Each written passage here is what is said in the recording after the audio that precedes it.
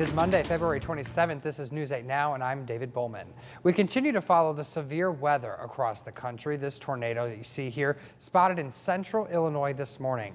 According to Matt Rodere, it was west of Champaign, formed around 8:50 this morning. Didn't last long, broke apart minutes after this video was taken. So far, there are no reports of damage. Our weather picture is clearing, but gusty winds will be a problem for much of the area. So let's send it over to meteorologist Andrew Stetsky for a check of the forecast. Yes, David, the wind's just getting started. Those will continue into the afternoon and the evening. Gusts up to 40 miles an hour will be possible, but at least the heaviest rain is done for now anyway. Skies will become partly cloudy tonight. We drop right to around freezing or so. Still mostly cloudy tomorrow for your Tuesday. At least it's dry, though. We'll see temperatures once again return to the 50s. But with all of this rain, something to keep a close eye on are the rivers. The Rock River at Moline now under a river flood warning. It is expected to crest into moderate flood stage as we go into Thursday and Friday. Something to keep an eye on. Also, can't forget about the Wapsie. That is also expected to crest into moderate flood stage near DeWitt as we go into tomorrow. Reminder, you can get the full details on any of the river levels through our News 8 app. You can also track in when we're expecting another round of not only rain, but some snow that's in the forecast right there in the app. David?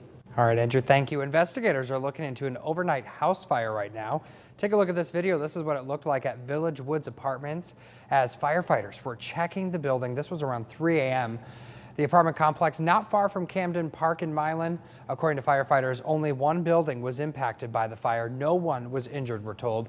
We are still waiting to hear what was damaged and how it started. The fire happened just as heavy rains and windy conditions were moving through the Quad Cities. And this morning we are hearing from Moline city leaders on the success from 2022 and the focus for 2023 after the State of the City address.